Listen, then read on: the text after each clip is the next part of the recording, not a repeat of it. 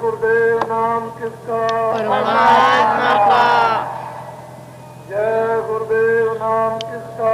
परमात्मा का। जय गुरुदेव नाम किसका? परमात्मा का।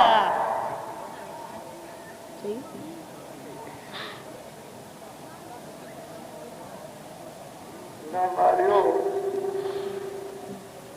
बच्चों बच्चियों,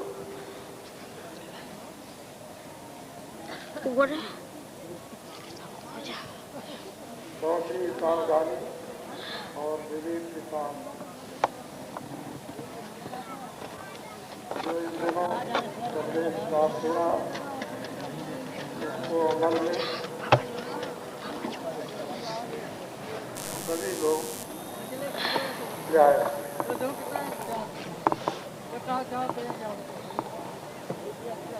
सामाजिक व्यवस्थाएं और पारिवारिक और राज्य की व्यवस्थाएं हम लोग सभी अमल में लग जाए तो सब कुछ पा सकते हैं। जो ऋषियों मुनियों महात्माओं ने, साधु संतों, पैगंबरों और मुर्शिदों ने तो छोटे छोटे दायरे हम सबकी हिफाजत, रक्षा, मोहब्बत और प्यार के बनाए थे। हम लोग एक दूसरे के काम आएंगे, किसी में बदनीयती और बदचलनी बुराई नहीं होगी। एक दूसरे को देखेंगे, अपनी हक हलाल की कमाई में से मोहताज और गरीबों की खिदमत करेंगे। इस सेवाओं और खिदमतों से सभी इंसान और आदमियों के दिल और दिमाग बड़े निर्मल, कोमल और दयामान रहम के रहते थे। जबकि हम लोगों ने हक हलाल, मेहनत मशक्कत की कमाई को छोड़ दिया, हराम की कमाई में लग गए, मोहताज गरीबों की खिदमत करना छोड़ दिया, तब से हम लोग अपने अपने छोटे छोटे दायरों को तोड़ चुके और सबके सब खुदगर अपने अपने मतलब स्वार्थ में लीन हो गए। इससे सामाजिक, पारिवारिक और देश की व्यवस्थाएं अस्त व्यस्त हो गई। अब हम लोगों को उसी तरह का निर्माण सबको मिलजुल कर बैठकर करना चाहिए। अपनी अपनी तरफ सब लोग देखो। जब स्वयं अपनी तरफ देखोगे, अपनी एक एक बुराई की तरफ और उस बुराई को निकालोगे, और जब कोई बुराई आप में नहीं रहेगी तो दूसरों आपका असर दूसरों पर हो जाएगा और आपकी अच्छाई दूसरे लोग ग्रहण करने लगेंगे और अपनी बुराई को लोग छोड़ने लगेंगे। जब तक हम अपनी बुराई की तरफ नहीं देखेंगे और उपदेश कुशल लौटेंगे, दूसरों को उपदेश देंगे और खुद गड्ढे में गिरे रहेंगे तो न तो धर्म उड़ सकेगा, न धार्मिक भावना आएगी और न समाज के लोगों का और मानव चरित्र का उत्थान भी नहीं होगा। आज देश में अधिक तादाद में यही देखने में आता है, दूसरों को उपदेश करते हैं, खुद गड्ढे में गिरे हुए, खुद इखलास, ईमान और चरित्र नहीं और दूसरों को लोग बात करते हैं। इसलिए आपकी बात का दूसरों पर कोई असर नहीं होता और लोग अपनी छोटी छोटी समाजों के जो सुख प्रत्येक किसी को मिलते थे, आज ये कोहराम मचता है कि चोरी चमारी, धोखेधड़ी, बेईमानी, इससे लोग तमाम भयभीत रहते थे। ये काम सभी का है ये कोई राज का काम और महात्माओं का एक का काम नहीं है कि पैगंबर और फकीर ही इस काम को करें। राज को भी करना है, राज कर्मचारियों को भी करना और जनता और फकीरों को भी करना। सब लोग अगर मिलकर इस काम को करने लगे तो जल्दी शीघ्र जो हम इच्छा करते हैं, शरीर सुख और आराम और शरीर वस्तुओं की भरपूरता के लिए, ये सभी चीज़ें हम लोगों को थोड़ी थोड़ी मेहनत पर, मशक्कत पर थोड़ी सी प्राप्त होने लगे और जीवन के अच्छे से अच्छे सुख आनंद का अनुभव कर सकते हैं। लेकिन हम सब लोग इस तरफ ध्यान नहीं देंगे। केवल आपने बाबा जी की तरफ में देखा और अपनी तरफ नहीं देखा और सहयोग नहीं दिया तो एक का काम नहीं। मानव सृष्टि, आदमी और इंसानों, उसकी खिलकत का ये काम है जो उसके वसूलों, नियमों का, जो वेदों, शास्त्रों, कतेबों में, कुरान में, बाइबल में जो कलाम लिखे हुए हैं उसके अनुकूल जो लोग भी चलते हैं, चलेंगे, उनसे वो मालिक खुदा भगवान खुश रहेगा, प्रसन्न रहेगा और उनको दैविक ईश्वरीय उनको मदद और सहयोग हर प्रकार का मिलेगा। और यही चीज जब देखने में आई कि लोग इसकी तरफ बढ़ने लगे, सहयोग देने लगे, अपनी अपनी बुराइयों को लोग निकालने लगे। जिन जिन गांव में बड़ी से बड़ी चोरियां होती थी, आजकल खेती खड़ी है उखड़ जाती थी, छोटे छोटे लोग रोते रह जाते थे, सामने लोग खेत उखाड़ लेते थे और वो कुछ नहीं कर पाते थे। आज उन्हीं गांव में लोगों ने खेतों का काटना और चोरियां करना छोड़ दिया। उनको भी, छोड़ने वालों को भी सुख का, आराम का अनुभव, जो कमियां अनाज की, अन्य वस्तुओं की रहती थी वो भी मिलने लगी और जिनका खेत कटता था उनको भी आराम मिलने लगा। सभी लोग ये समझने लगे कि वास्तव में सुख और आराम तो ऐसे मिलता था, तो फिर परमार्थ की तरफ, धर्म की तरफ, ईश्वर की तरफ, अच्छे कामों की तरफ लोग चल पड़े। और चलते चलते इसका भी एक शिखर है, एक कगार है, वहां आपको पहुंचना है। वहां तक तो आप पहुंच चले, आगे किधर जाना है वो तो बताने वाला ही आपको बताए। एक मकान बहुत दिनों से बंद है, बहुत दिन हो गए नहीं खोला गया, कूड़ा कचरा उस मकान में जमा है। लोगों ने देखा ये मकान बहुत ही गंदा हो गया, किसी को थोड़ी सी दया आ गई रहे तो उसने झाड़ू लगा दी, बाहर का बरंडा था, लेकिन मकान बंद है। ऐसा ताला लगा हुआ है कि मोर्चा और जंग लग गया और चाबी लगाने पर भी ताला नहीं खुलता। ठीक यही अवस्था हमारी कि हमने अपनी मन, इंद्रियों को इतना अधिक गंदे कामों में लगा दिया कि ये सब हमारा बिल्कुल गंदा हो गया। इसकी शुद्धि के लिए हमको नाम का जाप, वर्णात्मक, खुदा, भगवान, अल्लाह, देवी, देवता, अनेक नाम उस खुदा के और अनेकों नाम भगवान के। किसी नाम को भी लो, गंगा का हो, पत्थर का हो, भाव उसका उसी नाम का होना चाहिए। इससे क्या होगा कि बाहर आपके अंग शुद्ध और साफ हो जाएंगे। जब बाहर का अंग आपका शुद्ध साफ हो जाएगा तो अनेकों जन्मों का अंदर मोर्चा लगा, वो ऐसे नहीं जाएगा। आप चाहोगे कि अंदर का मोर्चा छूट जाए और हम साफ हो जाए, तो ऐसे नहीं। उसकी कुंजी चाबी महापुरुषों के पास है, फकीरों के, मुर्शिदों और गुरुओं के पास। जब तक वो चाबी देंगे नहीं तब तक वो ताला खुलेगा नहीं।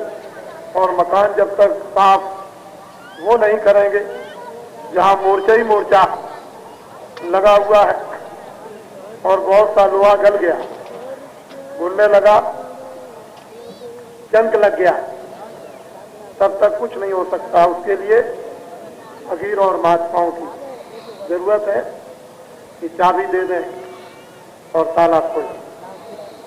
दिल का ताला खुल गया तो वो सफाई भी कर देंगे। उनके पास साबुन, जड़ी, अंजन, औषधि सब कुछ है। वो दिल पर, हृदय पर और जीवात्मा रूह पर लगा देंगे, तो फौरन मैल कट जाएगा अनेकों जुगों और जन्मों का, किए हुए कर्मों का। तब ये रूह जीवात्मा निर्मल और पाक हो। लेकिन हमने तो अभी बाहर की ही, बरंडे की भी सफाई नहीं की, तो सबका सब गंदा पड़ा हुआ। इसलिए नर नारी, बच्चे और बच्चियों, वर्णात्मक और धुनात्मक दो नाम है। जो जिव्या से लिया जाता है ये वर्णात्मक, कोई नाम लो, इससे मन का वेग, मन बस में नहीं होगा, इंद्रियां बस में नहीं होंगी। थोड़ी देर कोई भी नाम लेते रहोगे तो क्या होगा? कर में माला फिरे, जीव फिरे मुखमाए, मनुआ तो चौदिस्त्र, यह तो सुमरन ना है। हाथ में माला चलती है, मन चारों तरफ मौज, जीव चलती मोह में, मन चारों तरफ घूमता है, बंबई कलकत्ते कहीं भी। कहते हैं ये सुमरन नहीं। वर्णात्मक भी नाम लो तो मन को, इंद्रियों को दमन करो, विषयों की तरफ से रोको, वासना की तरफ से रोको, तब तो उस नाम का बाहर बरंडे की सफाई होगी। लेकिन अंदर की सफाई, वहां बाहर का कोई जल और बाहर की कोई अग्नि और बाहर की कोई हवा, कोई चीज वहां नहीं जा सकती है। वहां तो इस तरह का ताला बंद है कि बिना महात्माओं के, वो उन्हीं के पास में उसका औजार है, तब तक नहीं खुलेगा। वो इतना सख्त, इतना कठोर ताला लगा हुआ है कि खुल ही नहीं सकता। वो तो दैविक औजार से वो महात्मा फकीर जब मिलते हैं और वो ऐसी तीक्ष्ण मेहर और दया की दृष्टि जब छोड़ते हैं, तभी वो ताला उनके औजार से खुलता है। इस ताले को कोई नहीं खोल सकता।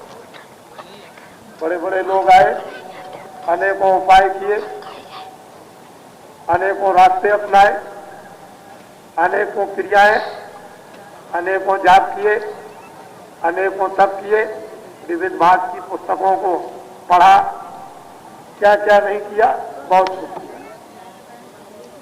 लेकिन मन, इंद्रियां बस में बिल्कुल नहीं। जो काम किया जाए, तन्मय होके किया जाए तो बरंडा साफ होगा, और तन्मय होके नहीं किया तो कोई भी इंद्रियों का सुराग साफ नहीं हो सकता।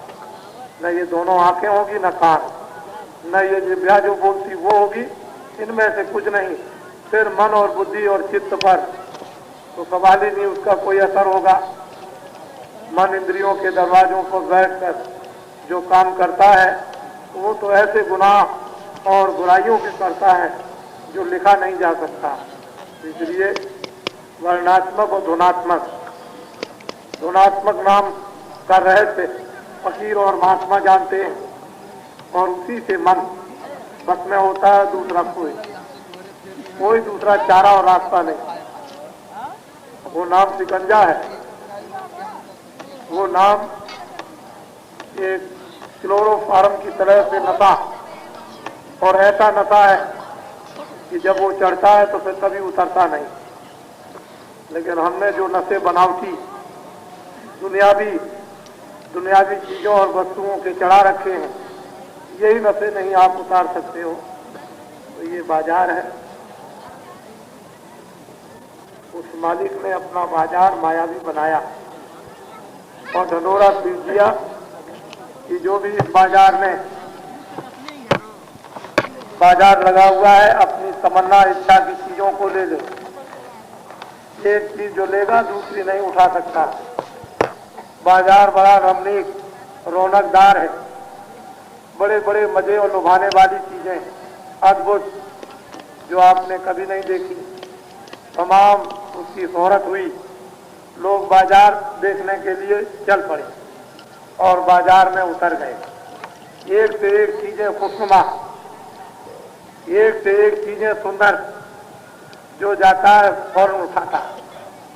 लेकिन बाजार का नियम है कि एक वस्तु कोई भी सुंदर खुशनुमा उठाने के बाद फिर दोबारा नहीं कोई उठा सकता। ये बाजार का कानून, एक नियम ला है। तमाम लोग चलते जाते हैं, बात करते जाते हैं, हमने गलती कर दी, ये तो उससे भी अच्छी, ये उससे भी खुशनुमा, ये उससे भी सुंदर, ये उससे भी बहुत रौनकदार। सब लोग बात कर रहे हैं अपनी अपनी। अब क्या करें, अब नहीं उठा सकते, बाजार का नियम है। एक बुढ़िया आई, उसने इरादा पहले से किया कि बाजार मैं जाऊंगा, पहले पूरा बाजार देखूं, उसके बाद जो सबसे अच्छी वस्तु होगी, चीज होगी, उसको लूंगी। बुढ़िया बाजार में जा रही, देखती हुई एक से एक अच्छी चीजें उसको दिखाई दे रही, खुशनुमा, और चले और देखती बहुत अच्छी अच्छी चीजें। जब बीच बाजार में पहुंची तो बुढ़िया सोचने लगी कि ये बाजार आखिर किसी ने बना करके लगाया होगा, लेकिन बनाने वाला कितना सुंदर होगा, कितना वो खूबसूरत होगा, खुशनुमा होगा, वो किधर है।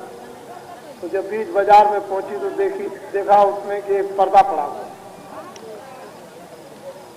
तो चीजों की तरफ से ध्यान हटाकर पर्दे को पकड़ा, जरा तक किया तो देखा एक बड़ा दिव्य स्रोत, बड़ी रोशनी, बड़ा प्रकाश, खूबसूरती का बयान नहीं हो सकता, सुंदरता का कोई कथन नहीं हो सकता। उसने देखा इन सब बाजार की चीजों से सुंदर। उसने पूछा, तुम कौन? कि मैं बुढ़िया। इधर कैसे आई? कि मैं बाजार लगाने वाले को देखना चाहती हूँ। तो अब क्या चाहती हो? डर लगे, अब कुछ नहीं चाहिए, जिसने बाजार लगाया उसी को पाल, उसी को ले लो, अब हमको और कुछ नहीं चाहिए। विचारमान, अकलमंद, होशियार इंसान, मनुष्य अपनी जिंदगी और जीवन में ये देखते हैं कि ये माया का अंधकार बाजार है, जिसमें बहुत सी चीजें इंद्रियों को लुभाने के पर्दे उसने माया भी बना दिए, और इन्हीं पर्दों में दिन रात इधर से उधर उधर। लेकिन कभी ये ख्याल नहीं किया कि आत्मा किसने बनाया, ये जमीन किसने बनाई, ये सूरज और सितारे किसने बनाए। जरा सा भी कभी ध्यान किसी का नहीं हुआ। ये बनाने वाला जो एक से एक चीजें वो किसने बनाई होंगी, वो कितना खुशनुमा, खूबसूरत, सुंदर होगा। अगर जीवन में हम लोगों ने कभी विचार सोचा समझा होता तो शायद हो सकता था कि हम अपनी जिंदगी में इस जिस्मानी मस्जिद में या जिस्मानी ये मनुष्य रूपी मंदिर में हम उसको भी देख लेते। फकीर आए, उन्होंने कोशिश की, प्रयास किया महात्माओं ने कि ये लोग इस बाजार को भी समझें, इस बाजार को समझकर बाजार लगाने वाले को भी देखें। बड़ी बड़ी पुस्तकें उन्होंने लिखी, मेहनत की और आपके सामने उन्होंने रखा। मन को बस में, इंद्रियों को बस में, दमन करने, कर्मों को जलाने के लिए उन्होंने बहुत कुछ तरीके उपाय बतलाए और यहाँ तक कहा कि शुभाशुभ कर्म जब ही जलेंगे, कर्म जब ज्ञान रूपी अग्नि प्रकट होगी तभी ये शुभाशुभ कर्म दग्ध हो जाएंगे। जब तक ज्ञान रूपी अग्नि प्रकट नहीं होती तब तक कोई भी अपने किए हुए पद और नेक अच्छे बुरे कामों को नहीं जला सकता।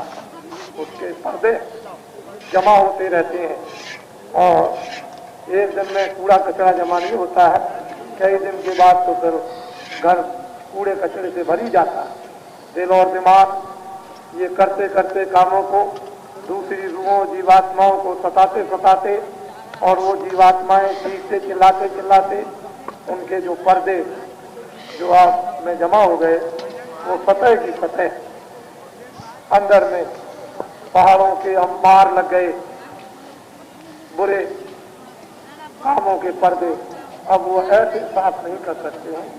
उनके लिए महात्माओं की जरूरत है। वर्णात्मक और धुनात्मक, वर्णात्मक जो संसार में लोग जिभ्या से चिल्लाते हैं, नाम रूप तो एकत कहानी समझत तो रख न जाए बखानी। दो चीजें हैं, एक तो नाम रखा गया, एक रूप सामने प्रकट हो गया, लेकिन समझने में आसान जाना नहीं जाता। और ये दोनों मिथ्या। जितनी हस्तियां शक्तियां आई ये सब नाम और रूप में आई, उनका नाम भी रखा और रूप भी उनका सामने आया, लेकिन नाम भी और रूप भी ये चले गए। तो ये एक अखत कहानी है, वर्णात्मक नाम और गुणात्मक। गुणात्मक नाम का कभी विनाश नहीं होता और वर्णात्मक नाम जिस रूप का रखा जाता है उसका विनाश हो जाता है। हम लोगों को वर्णात्मक नाम से और गुणात्मक नाम का बोध कराने के लिए समय समय पर क्यों शक्तियों की आने की आवश्यकता और जरूरत पड़ी कि आप भूल गए। फिर कोई आया, उसने फिर आपको जगा, फिर आपको लगा दिया। कुछ दिनों तक आप जगे, असलियत और सत्यता का आपको बोध और अनुभव होता रहा ये, और उसके बाद जब आप भूले तब कोई फिर महात्मा किसी कौम, जो भी कौम आपने बनाई, जो भी जाति बनाई, उसमें कोई न कोई आया। भगवान की तरफ से न कोई जाति न कोई कौम बनी, उसने एक इंसान आदमी को बनाया। कौम और जातियों की जकड़ में हम लोग आए। हम लोगों ने छोटे छोटे जकड़ों के फिरके बना करके मान मर्यादा झूठी शान और शौकत बनावटी उसमें उलझ गए, हकीकत और सत्यता को भूल गए। ये जकड़ें हो गई, उसमें हम लोगों की मोहब्बत और प्रेम, नेक अच्छे पवित्र काम भी खत्म हो गए और ये दिल हम लोगों को बुरे देखने पड़े। लेकिन फकीर और महात्मा बड़े ही आगे के तजुर्बेकार, जानकार, अनुभवी थे। उन्होंने अपने अपने कलामों और शब्दों में लिखा कि इतने दिनों के बाद ऐसा समय आएगा, इतने दिनों के बाद ऐसा समय आएगा, इतने दिनों के बाद ऐसा समय आएगा। ये सब ने अपने अपने कलामों में लिखा। इसलिए सबके कलाम अपनी अपनी जगह पर एक ही बात बताते हैं। मुसलमानों में कोहराम मचेगा, 14वीं सदी के अंतर बड़ी खूंरेजी होगी। उसी समय पर फकीर उसका पैगाम लेकर जमीन पर जब उतरेंगे तो क्या 1 बरस हो 2 ही बरस क्यों होंगे? 1 बरस क्या 2 बरस के होंगे? फिर क्या सुनाएंगे, क्या समझेंगे, कब समझेंगे, कब को रियाज करेंगे, अभ्यास करेंगे, साधन करेंगे, इबादत करेंगे? क्या एक ही साल में सब कर लेंगे? 1 साल में तो पहचानना भी नहीं आता, बोलना भी नहीं आता है, सुनना भी नहीं आता और इसके बाद देखना भी नहीं आता, तो फिर एक बाद में लिखना पढ़ना भी नहीं आता, तो फिर ये ऊपर को नीचे हाथ कैसे करेंगे, नीचे अपना मस्तक जमीन पर कैसे झुकाएंगे, कैसे नभाएंगे? ये तो बात आपको थोड़ी बहुत सबको कोशिश चाहिए, जानना ही चाहिए। इसलिए उन्होंने तो ये कह दिया, वेशभूषा भी बता दिया और भी कुछ उन्होंने चिन्ह बता दिए सारी इंसान जाति को। वो उसका पैगाम सुनाएंगे कि बद काम क्या है, नेक काम क्या है। जो बद कामों को छोड़ देगा, नेक कामों को करेगा, खुदा उसकी हिफाजत करेगी। उन रूहों पर मेहरबानी करेंगे। जो बद काम करेंगे उनका अपाया होगा। मोहम्मद साहब के कलामों में लिखा हुआ है, जब उन पर हमले हुए तो आवाज आई कि जो तुमसे लड़ते हैं उस हकीकत के नाम से उससे लड़ो। लोग तैयार हो गए, लड़ने लगे। जब लोग हारने लगे तो आयतें उतरी कि जो हारते उनको माफ कर दो, तो माफ कर दिया। फिर लोग तैयार हो गए लड़ने को, फिर आयतें उतरी कि लड़ो। मजहब की हिफाजत, नेक लोगों की हिफाजत करना काम है तुम्हारा। फिर लड़ने लगे, फिर लोगों ने माफी मांगी तो आयतें उतरी कि इनको माफ कर दो। ईसा मसीह ने लिखा है, मैं जमीन पर आऊंगा तुम मेरा इंतजार करना। वैसे लोगों ने सूली पे चढ़ा दिया। जब तक मैं जमीन पर ना आऊं तब तक गरीबों की सेवा करना और उसकी प्रार्थना करना, लेकिन नेक काम, अच्छे काम करना, बुरे काम मत करना।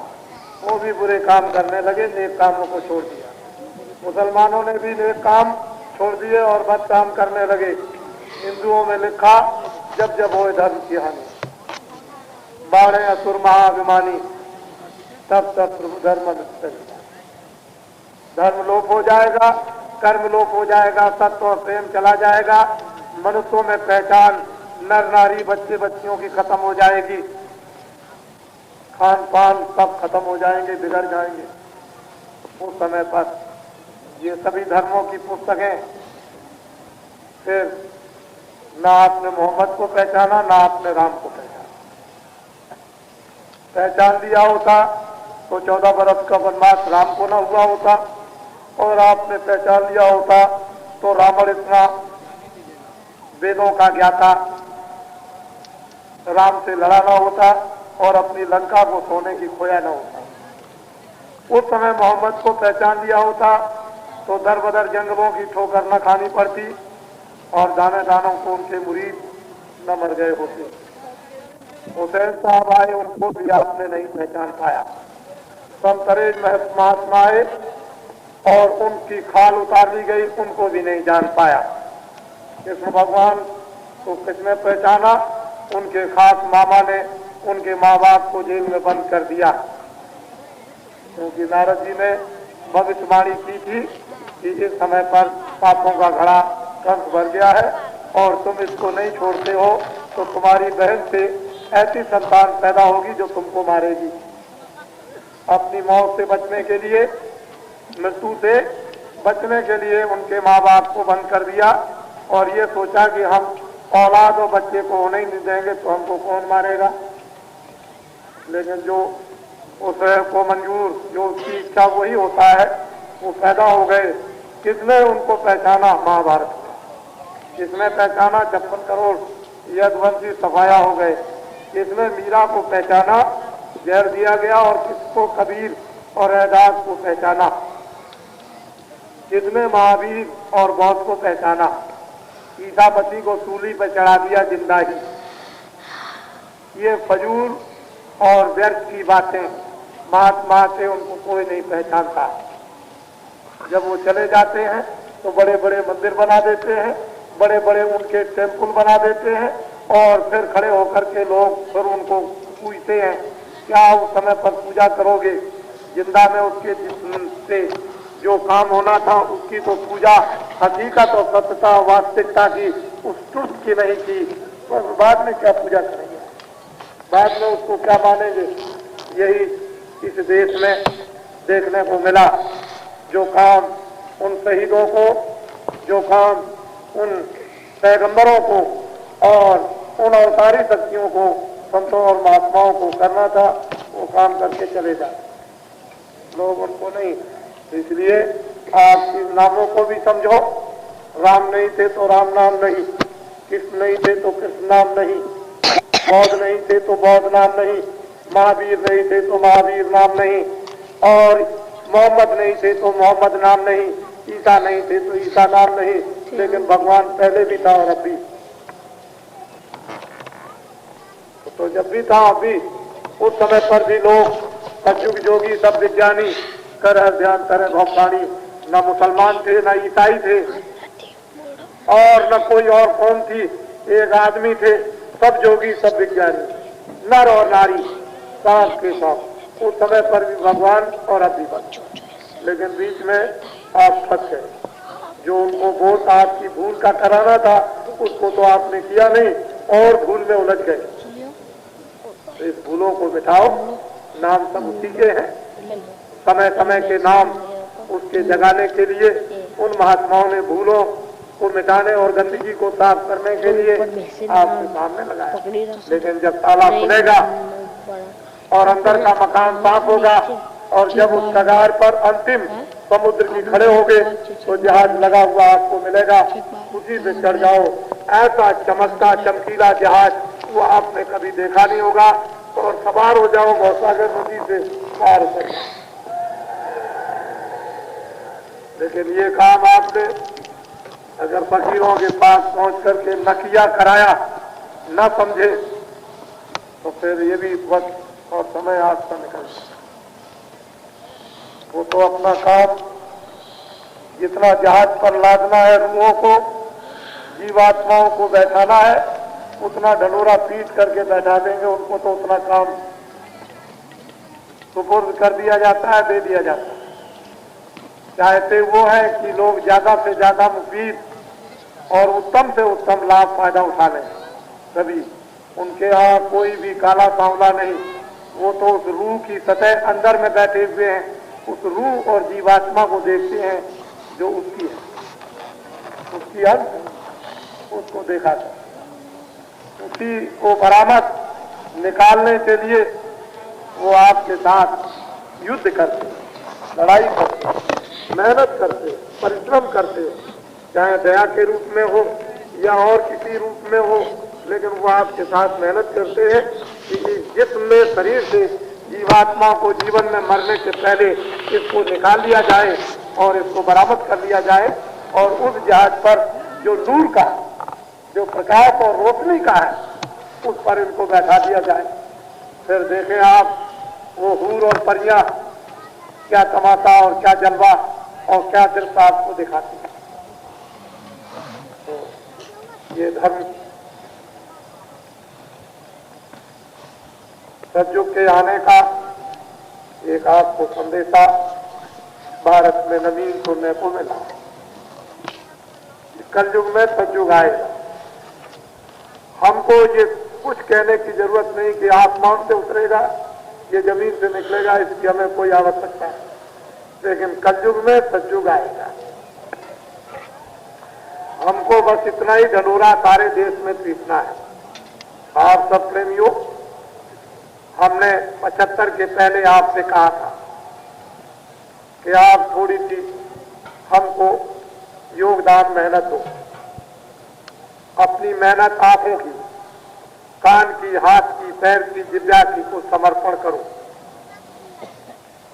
सेवा आंख से, कान से, जिह्वा से, हाथ से, पैर से, मन से, बुद्धि से कुछ है सेवा समर्पण करो। यानी इन अंगों से तुम दान कुछ दे दो।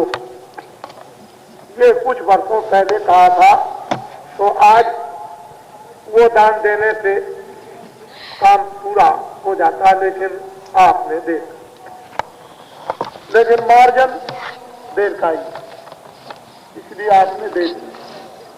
हम चाहते थे कि शायद बीच में ही कुछ आपको राहत और आराम जल्दी मिल जाएगा, ऐसा सोचते थे। लेकिन ये भी हम विश्वास रखते हैं कि जो काम जिन घड़ियों में होता है, ठीक उन्हीं घड़ियों में उस जगह पहुंच करके ही होगा। ऐसा ऑटोमेटिक और स्वाभाविक कुदरत भगवान का होता है कि वहीं पहुंच करके उसी तरह से हो।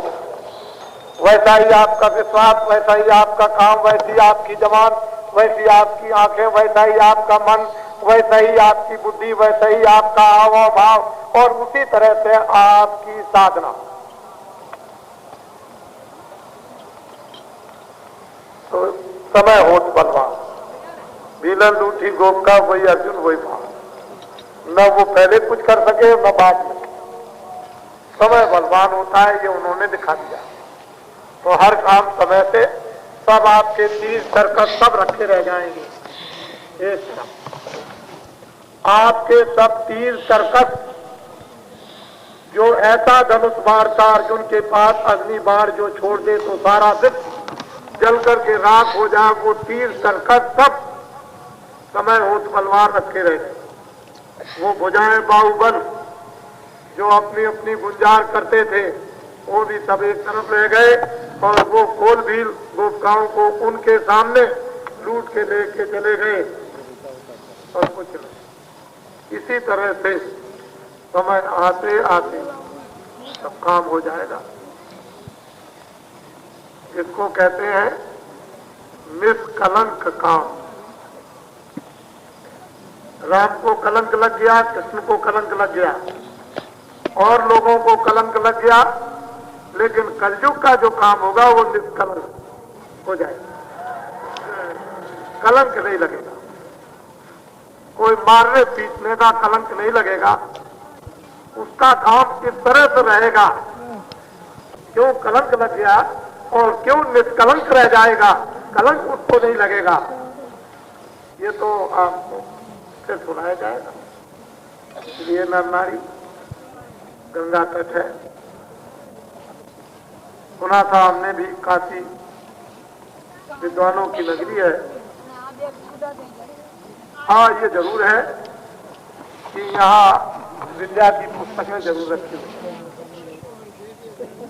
उनको तो हम सिर पर रखते हैं इस तरह से अपने मस्त। धर्म पुस्तकों को तो सिर पर रखते हैं, क्योंकि ये तो उनके बोध हैं। अंदर जो तपस्या समाधि में लगा करके जो बोध किया है, वो तो जीव का। लेकिन विद्या के स्थान का सम्मान रखना चाहिए। किसको? मुझको नहीं, आप मुझको नहीं रखना चाहिए। मैं तो कोई काम ऐसा करता नहीं, न हिंदुओं के साथ, न मुसलमानों के साथ, न कुरान के साथ, न रामायण के साथ, न गीता के साथ, न भागवत के साथ। मैं तो कुछ करता नहीं। आपको सोच लें, खुद स्वयं विचार करें, तो आपको वेदों की विद्या का सम्मान रखना। अगर ये नहीं रहता है तो मर्जी आपकी और अर्जी बाबा। हम तो अर्जी करने वाले हैं, मर्जी आपकी।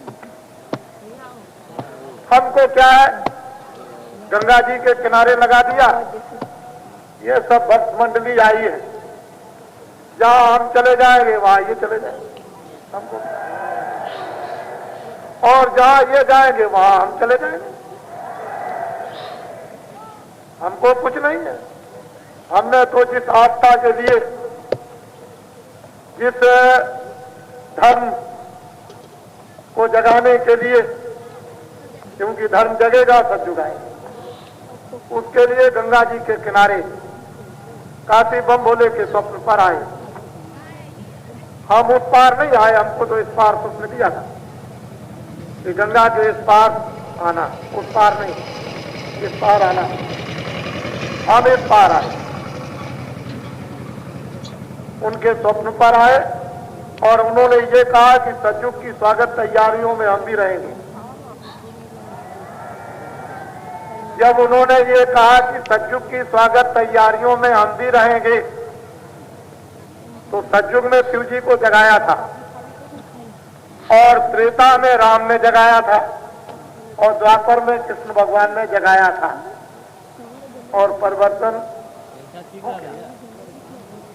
हम तो आदमी हैं कलयुगी, हम तो कोई सतयुगी और त्रेता युगी और द्वापर युगी नहीं, हम तो कलयुगी हैं। उन्होंने तो गीता में कह दिया है बिल्कुल साफ कि देवों को पूजने वाले, भूतों को पूजने वाले, प्रेताओं को पूजने वाले, इनको पूजने वाले, उनको पूजने वाले, सूरज को पूजने वाले, आकाश को पूजने वाले, जमीन को पूजने वाले और ये मानने वाले, वो मानने वाले, इन सबको पूजने वाले मुझे कभी नहीं पाते। जो मुझको पूजता है वही मुझे पाता। ये तो गीता में आप पढ़े तो आप, उन्होंने तो साफ कह दिया है बिल्कुल स्पष्ट। मैंने तो कुछ नहीं कहा, मैंने तो कहा कि आप उसको पूज लीजिए। मैं तो एक आदमी कलयुगी को अच्छी तरह से समझ लीजिए। अब यह है कि शिव जी महाराज काशी बम भोले जी, ये तो जगेंगे ही। भारत में धर्म की और आध्यात्मिकता की खदान है और भाव ऐसा भारत में छुपा हुआ है कि ऊपर से नीचे उतार दिया ऐसा भाव। और भगवान भाव के बस, वही भाव भक्त के बस में। भाव मतलब प्रेम, भगवान प्रेम के बस।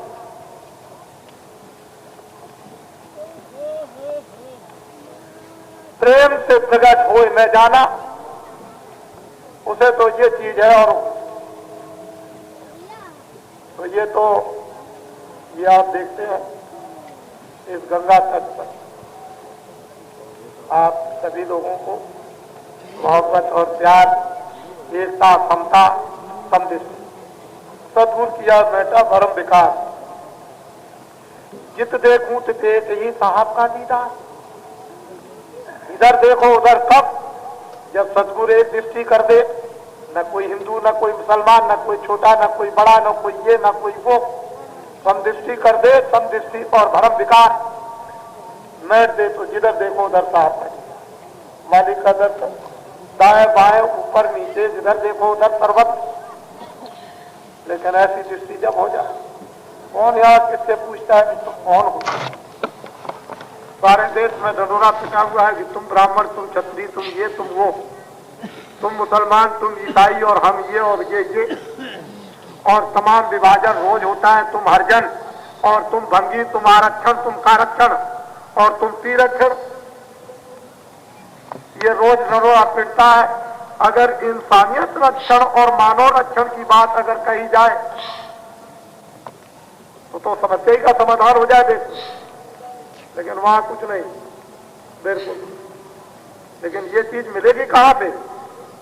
ये कोई यहाँ खेती लगी है कि वहां तिजोरी वहां दफ्तरों में रखी हुई है? ये तो दौलत और संपत्ति अगाध उन फकीरों और मुर्शिदों और महात्माओं के पास रखी रिजर्व। जब वहां जाएंगे तभी पाएंगे, ऐसे नहीं। यहाँ कौन पूछता किसी से तुम कौन हो? किसने पूछा?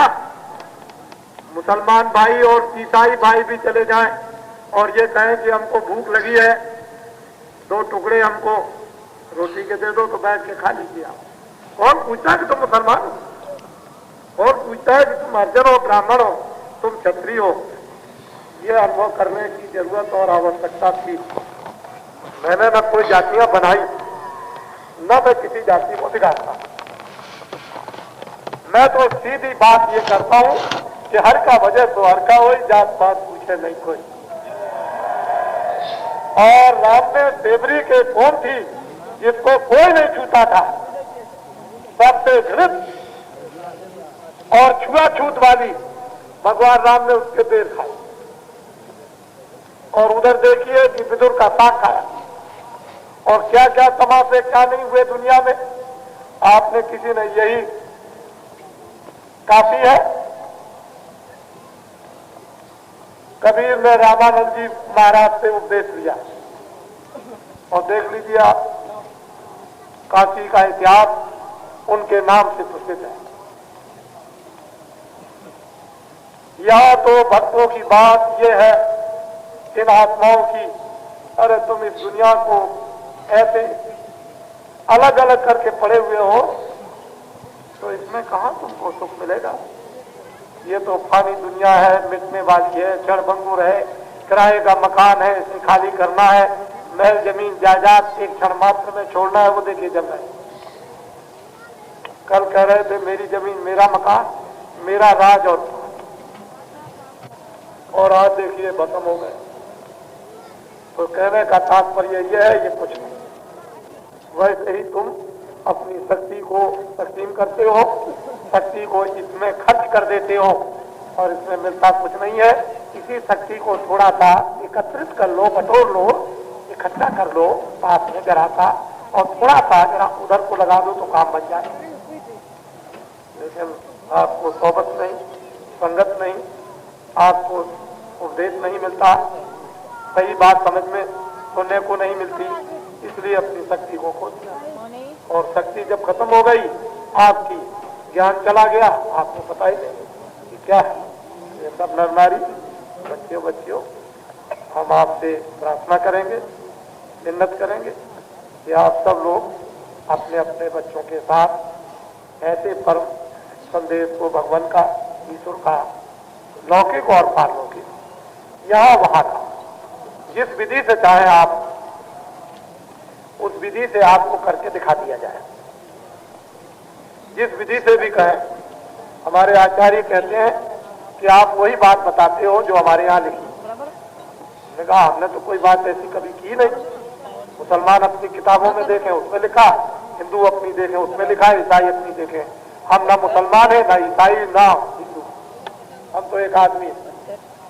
हमने जात पात का झगड़ा बचपन में नहीं रखा। हम तो जब घर से भगे तो हमको याद है कि हमने अपना कपड़ा वपड़ा सब उतार दिया, नंगे होकर, बिल्कुल उस बचपन अवस्था में एकदम लगोटी भी नहीं थी, नंगे होकर के जाड़े में भगे, और ऐसे डर के भगे कि शायद हो सकता है कि कोई पकड़ लेगा तो बड़ी मार लगाएगा, ऐसे भगे। तो सब उतार दिया, लेकिन जो अपनी किस्मत में, प्रारब्ध में, तकदीर में था वो बात किया। कहने का यह है कि जो जिसका भाग उस पर आप सो जाओ, और जो दया और कृपा होती है उसको ले लो। भाग तो अपनी जगह पर है, उस पर विश्वास कर लोगे तो आगे आप दया कृपा भी ले लोगे, तो भाग भी आपको पूरा मिल जाएगा, और उसमें और सहयोग और कुछ मीठा मिल जाएगा, मीठा। फिर मीठा खाओगे, अभी तो जो कड़वा है वो मिठास हो जाएगा, और बहुत मीठा, ऐसा मीठा है कि छोड़ोगे नहीं। और ऐसे हो जाओगे कि पीछे पीछे चल दोगे, सब छूट जाएगा, चले जाओगे। जैसे कि एक पत्नी अपनी पति के साथ माँ बाप और घर भाई बंधों को छोड़ करके एक सेकंड में चली जाती, उसी तरह से आप उन महापुरुषों के पीछे पीछे चले जाओ, उधर ले जाएंगे। सब लोग इस आनंद को, इस प्रेम को, इस समता को, इस एकता को, इस सदाचार को, इस चरित्र को सुने और अपनी अपनी चीजों को निकालने की कोशिश करें। यह अस्थान ट्रेनिंग है, जहां लोग बिगड़ते भी हैं और बच भी जाते हैं। जो बिगड़ता है वो बनता है, और जो बनता है वो बिगड़ जाता है। ये तो जमीन, ये भूमि ट्रेनिंग सेंटर है। यहाँ शिक्षाएं मिलती है। यह लोग कसौटी पे कसे जाते हैं, और कसौटी पे चढ़ गए, सोना निकल आए, काम बन गया। तो इसलिए आप सब लोग प्रेम से आए, कोई किसी तरह की बात नहीं है, और सब भगवान की कृपा से, दया से, उसकी मेहरबानी से हम तो ऐसी प्रार्थना, उससे मिन्नत उस खुदा भगवान से करते हैं कि इंसानों को, आदमियों को बुद्धि दें, अकल दें, और ये अपने कामों को जिस लिए आए वो भी समझ ले, और जो अपनी जीवात्मा का रूप है वो भी काम समझ ले। इनको सबको सद्बुद्धि हो, सब लोग निकट में आए और अपने सुख आनंद को ये मैंने एक छोटा सा बात, बाकी परिवर्तन होगा, बहुत बड़ा परिवर्तन होगा, क्योंकि सतयुग आएगा, परिवर्तन होगा। चाहे आप रो, चाहे आप चिल्लाओ, चाहे संगीने लगाओ, चाहे बंदूकें लगाओ, चाहे अखबारों में लिखो, चाहे गलत लिखो, चाहे कम लिखो, चाहे और कुछ लिखो, जो आपकी तबीयत है सब कुछ करके देख लो, परिवर्तन होगा। अपनी तमन्ना को आप किसी तरह से कमी मत रखो। जितना बाउंडर बनाना, जितना झूठ बोलना, जितना सगुफा मारना, जितना सुर्रा मारना, जितनी जाल बात पर आपको छलांग मारना, सब कुछ करके देख लीजिए, लेकिन सतयुग आएगा। हमें तो ये ढंढोरा देश में कानों कानों तक बहुत ही शीघ्र कुछ ही महीनों और कुछ ही चंद वर्षों के अंदर पहुंचा के इसको खत्म करना है। इसलिए ये कार्यक्रम इतना विधिवत हो रहा। चाहे आप सुस्ती में करो, चाहे आप आलस में करो, और चाहे अनख में करो, यानी चिढ़ करके करो, चाहे कुछ भी करो, लेकिन काम अपनी जगह पर ठीक बैठ जाएगा। ऐसी चूल है उस कारीगर की बढ़ई की कि वो ऐसा रुखानी से मार करके चूल बैठा देगा, कच्च से बैठ जाएगा। चाहे कैसे भी करो, लेकिन काम तुम्हारे ही द्वारा कराना है।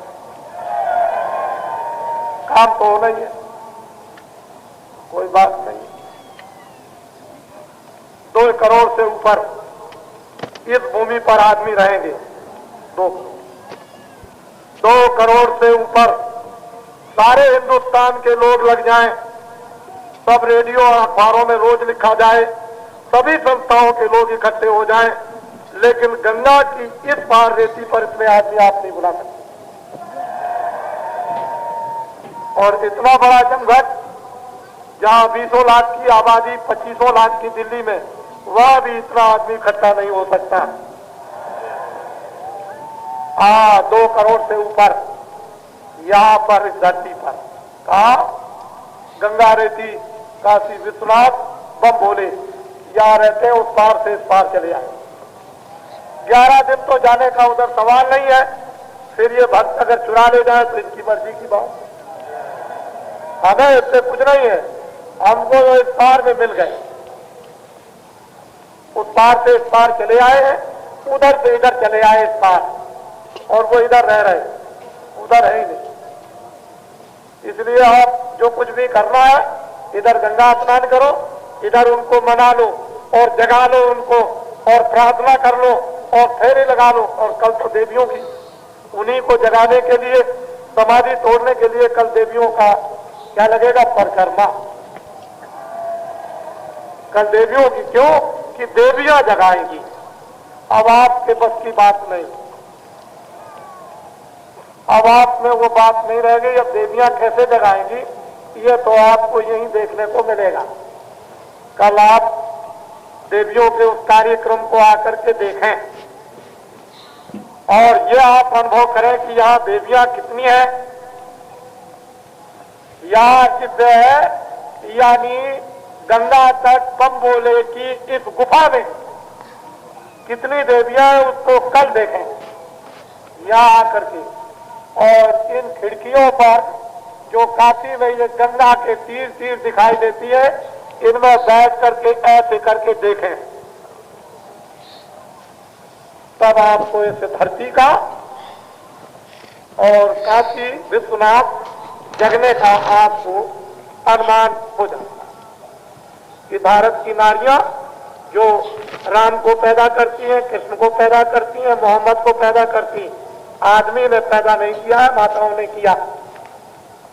और जिन्होंने पान पोस करके थपथपा करके दूध भी पिलाया, टट्टी पेशाब भी साफ की और आशीर्वाद भी दिया और सब कुछ किया और बड़ा पान पोस करके, तो राम बन जाइए, चाहे मोहम्मद बन जाइए, चाहे कृष्ण बन जाइए। लेकिन धार्मिकता उन्हीं लोगों में होती है जिनके खून में है, जिनसे पलते पोसते।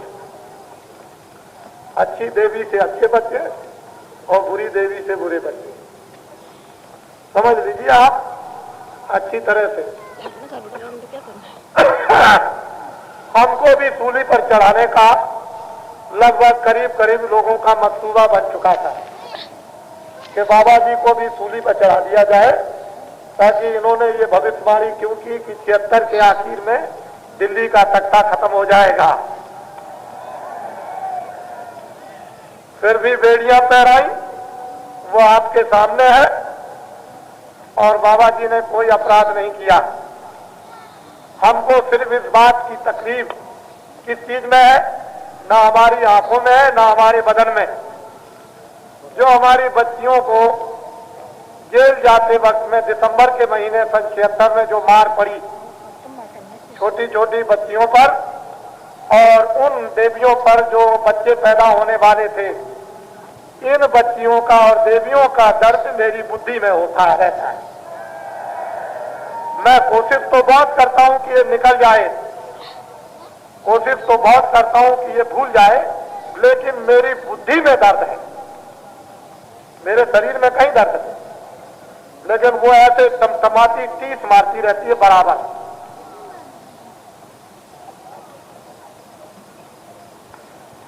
अब वो दर्द जो है कैसे जाएगा, वो तो मैं प्रार्थना करता रहता हूं, मिन्नत। और जब ये चीखे चिल्लाए थे, जब ये रोए थे, तो मुझे इनके रोने की बड़ी आवाजें सुनाई देती थी। वो भी दिन चले गए। आप काशी बाती और गांव बाती 3 करोड़ नर नारी तो अभी बाबा जी के मौजूद देश में। 31 मार्च 80 तक 10 करोड़ हो जाएंगे। वो बाबा जी के फॉलोअर, बड़े ध्यान से सुने आप, बच्चियों वहीं बैठ जाओ चुपचाप जल्दी से। फॉलोअर और माँ बाप के साथ 4 बच्चे, 20 करोड़ तो बच्चे माँ बाप के और 10 करोड़ माँ बाप मिलाकर 30 करोड़। 31 मार्च 80 के अंत समय तक बाबा जी के। अब आप सोचिए, विचारिए कि 30 करोड़ जब बाबा जी के हो जाएंगे तो क्या करेंगे। अब आप खुद सोचिए इस बात के लिए, ये आवाज किसकी है, ये भी आपको सोचना चाहिए, इस पर विचार कीजिए। हम कुछ नहीं जानते। हिंदुस्तान में सब अखबार 1 करोड़ नहीं छपते हैं, छोटे बड़े। बाबा जी के 3 करोड़ आदमी, तो ये 3 करोड़ प्रतियां ये रोज है। और जब ये बोलेंगे, इशारा करेंगे, देखेंगे, सुनेंगे, तो क्या करेंगे। बाबा जी के पास ऐसा मसाला तैयार है कि बिना रेडियो और अखबार के 24 घंटे में हिंदुस्तान में खबर पहुंच जाएगी। बोलिए आप, फिर ये गलत और झूठा ये कागजों में क्यों। हम अखबार वालों से निवेदन करेंगे कि जितनी बातें हो उतनी सब सही लिखना अब शुरू करें। मैं फिर उनको मौका देता हूं, अवसर देता हूं, हमारी बात कुछ मत लिखें, लेकिन जनता जनार्दन की और बातें जो हैं उनको सही लिखना शुरू करें। ये आपके लिए हक में होगा, अच्छाई में होगा और बहुत अच्छा होगा, और उससे आप दूसरों की सेवा और खिदमत भी, कुछ मानवता, अच्छे काम विचारों की कर सकते। लेकिन झूठ लिखेंगे तो समझ लीजिए फिर क्या होगा। बाबा जी अभी थोड़े ही दिनों में कहीं मूड में आ गए और हुक्म दे दिया कि अखबार खरीदो और क्या करो, अखबार खरीदो और देखिए फिर क्या होगा उसका। अभी हमने कोई हुक्म नहीं दिया, हम इनसे पूछते हैं, क्योंकि हमको इस वर्तमान समय में इस काशी के कार्यक्रम को देखकर हमको पूरा यकीन और विश्वास देश में हो गया है कि ट्रेनों की कोई सुविधा नहीं, बसों की कोई सुविधा नहीं, स्टेशनों पर तमाम लोग पड़े हुए, जगह जगह पर आने के लिए नहीं, रेडियो अखबारों पर कोई समाचार नहीं। क्या ये रेडियो इनका नहीं है? हम आपसे ही पूछते हैं कि इनका नहीं है? ये कोई परदेशी है? अरे ये कोई विदेशी है? रेडियो तो इनका होना चाहिए था। लैला मजनू की खबरें तो सब आती हैं, लेकिन इनकी कोई खबर, अरे इनकी कोई खबर, अरे अखबार पर कोई इनकी कोई खबर, लैला मजनू की चोर डाकू की और थूक दिया और खकार हो गई और इधर से हवा निकाल दी, उसकी तो खबर। और उस जमाने में इमरजेंसी काल में तो मैं आपको क्या खबरों की बात बताऊं, ये कुछ नहीं। तो ये तो आपको सोचना ही पड़ेगा। तो इस वर्तमान समय में मुझको तो अखबारों का विश्वास रहा नहीं। आपको अखबारों का विश्वास है?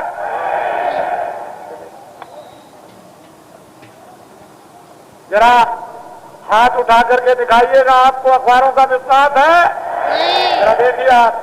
अच्छा ये बतलाइए सब लोग कि मैंने आप ये विद्वान है, इनको छोड़ दूंगा, इनकी दान दक्षिणा का सब इंतजाम कर दूंगा, कोई कमी नहीं, खाने पीने का इनका सब इंतजाम है, और मुझे आप छुट्टी दे दीजिए तो आप रहोगे?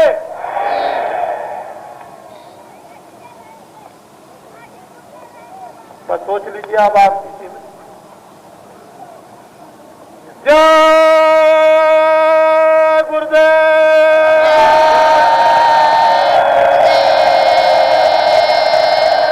जय गुरुदेव,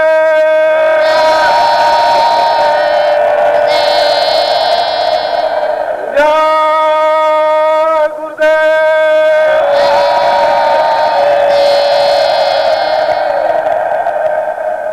इधर जरा आप निगाह मारिए, आप लोग इधर से इधर निगाह मारिए और इधर से इधर, और इससे भी ज्यादा अपने अपने टेंटों में भरे पड़े हुए।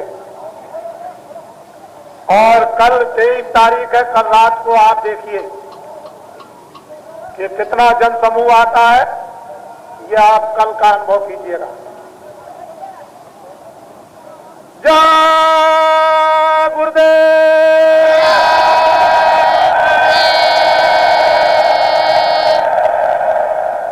छोटा सा बच्चा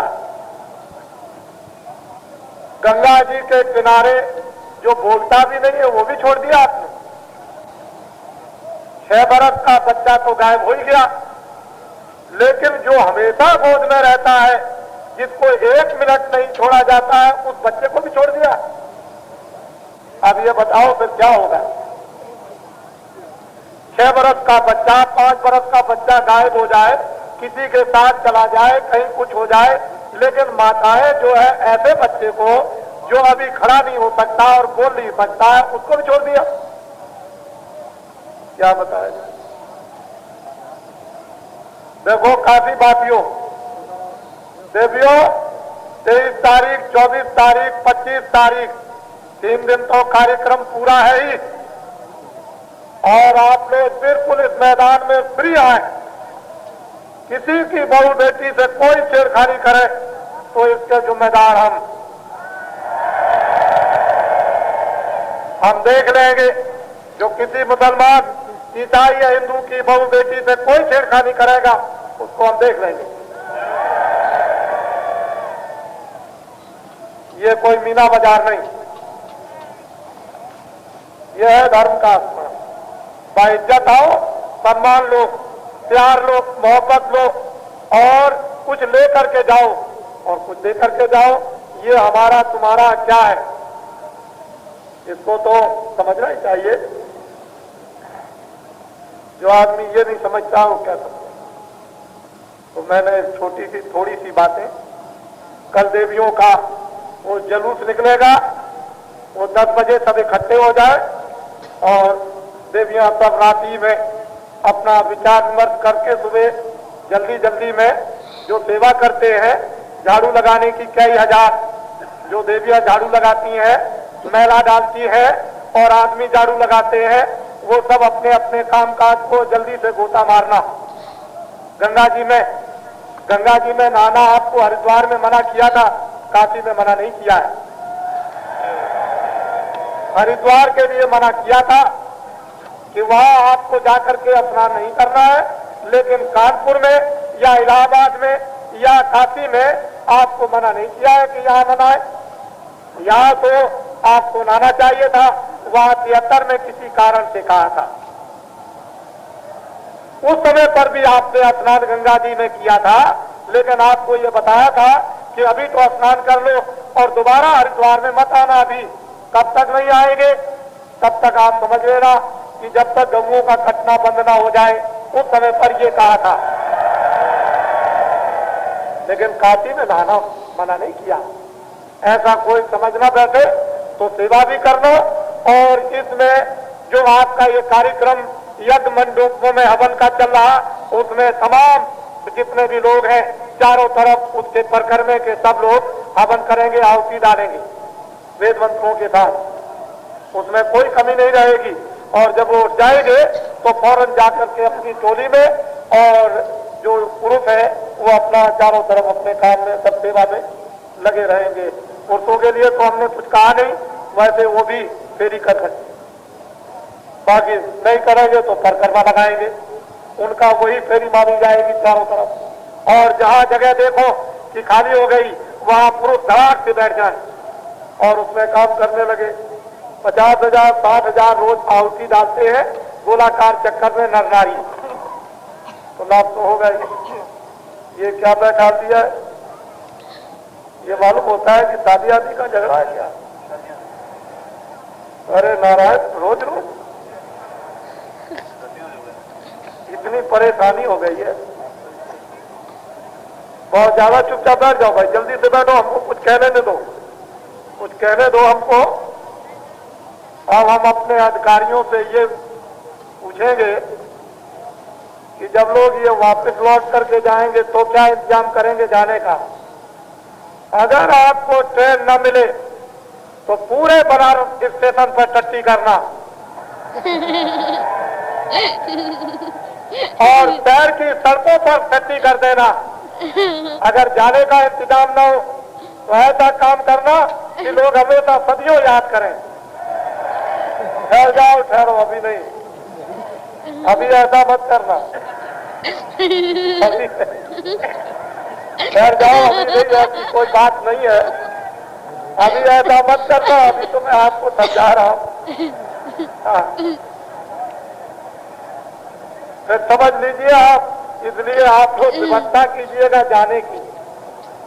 मैं निवेदन करूंगा सबसे कि इनके जाने की व्यवस्था, बस की, ट्रेन की, जिस तरह भी अधिकारियों को लखनऊ दिल्ली टेलीफोन करके इसकी व्यवस्था कीजिएगा। नहीं, ये वो आदमी है जब यहाँ से जाएंगे तो वहाँ अपने क्षेत्रों में जाते ही एक एक आदमी 20-20 आदमियों को फौरन तैयार कर लेगा और फिर क्या करेगा, ये तो आपको वक्त से मालूम हो जाएगा। तो कोई बात नहीं है। अब मैं अपना सत्संग, हमसे कुछ गलती हुई हो तो हमको क्षमा करते रहना। हम भी आपके छोटे भाई हैं, बड़े भाई नहीं बनते हैं, छोटे हैं, तो हमेशा आपको क्षमा करते रहना। और अच्छी बातों को हम आपकी और हमारी जो कुछ भी होती रहती हैं, आप भी पकड़ लो, हम भी पकड़ लो। जो अच्छी चीजें हैं, गांव के निवासी, गांववासी, कटेश्वर और पास के गांव के लोगों ने जो बर्तन और गोबर की जो सेवा की है, और अहमदाबाद में जो अभी सज्जुग आगमन साकेत महायज्ञ हुआ था, जो अहमदाबाद के लोगों ने प्रेम दिखलाया, वो तो इतिहास जब बनेगा तो अयोध्या और अहमदाबाद और ये काशी का गंगा तट, काशी विश्वनाथ बम्बोले का जुड़ा रहेगा। और एक कार्यक्रम कहीं और होगा। अब वो कोई अभी तो नहीं है, लेकिन जब सज्जुग आने का होगा उसी के बिल्कुल निकट ही में बस वहीं से सज्जुग का पदार्पण होगा। तो ये तो जुड़ा रहेगा। इसलिए जो बर्तनों की सेवा और माताओं ने, गांव वालों ने जो गोबर की सेवा की, जिन्होंने अपनी रोजी को कंडे जो पात कर सुखाकर और बाजार में बेचने ले जाते हैं, वो गोबर हमको दे दिया। अरे हमको क्या चढ़ाया, उन्होंने भगवान को चढ़ाया। क्या नहीं मिलेगा उनको? आपको क्या पता है उनको क्या इसके एवज में मिलेगा? छोटी मोटी चीज मत मांगना गांव वासियों, ये तुम ध्यान रखना। छोटी मोटी चीज में मन लुभा जाना, ऐसी बड़ी चीज मांगो। छोटी चीज में ये तो मिल जाएंगी ऐसे ही, लेकिन बड़ी चीज मांगना और रात को, दिन को 2, 3, 4 दिन विचार करना कि कौन सी बड़ी चीज मांगी जाए। जो गुरुदेव।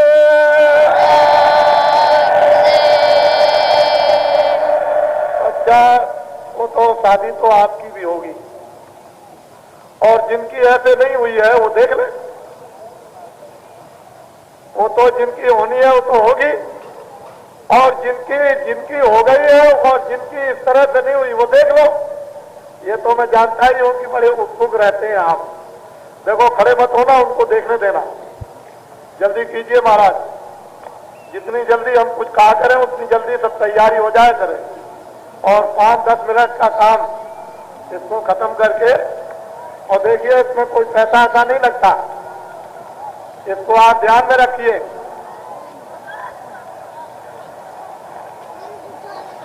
अभी बैठे रहिए, कोई बोलो नहीं बच्चों, बोलना कुछ नहीं। जरा सा थोड़े देर 2 मिनट और चुप रहो। जय गुरुदेव नाम किसका? और परमात्मा का नाम क्या है? जय गुरुदेव नाम किसका? परमात्मा का। और परमात्मा का नाम क्या है?